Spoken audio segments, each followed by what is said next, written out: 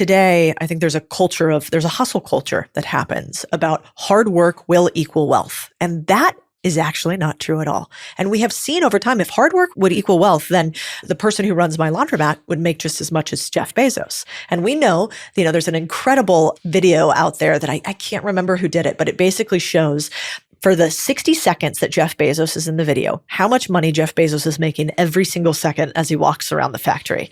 And it shows that he makes, let's say, I don't know, X millions of dollars per second. And so by the time my laundromat owner has picked up his coffee, put it in his mouth, Jeff Bezos has already lapped him multiple times for the year. Now, why? Jeff doesn't work as hard as the guy who's laying actual bricks or actually cleaning the roof. And so I think we have to ask ourselves if this idea of just work harder, what's your work ethic? That's not true anymore, especially in the age of AI. The more I think about AI as a total normie, I'm not a big tech person. I'm almost like boomer incapable in many ways with tech. But the more I think about it, the more I think it will enable all of us to have massive knowledge.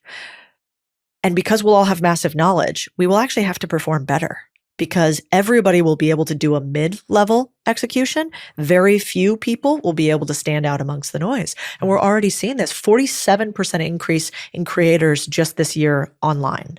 So why? Because it's so much easier now to go bang, bam, boom, put it on the internet. So that's going to be everywhere, which means that going forward, just doing a lot more, just working a lot harder won't be what changes it. What will?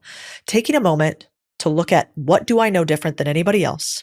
How do I increase my knowledge stack? And how do I get really creative in a world of lack of creativity, but mass production? And so I loved Naval Ravikant's line, which was, in this world today, you don't want to work like a cow. You don't want to work continuously sort of grazing nonstop like this. You want to be the lion. You want to have periods of sprint and rest.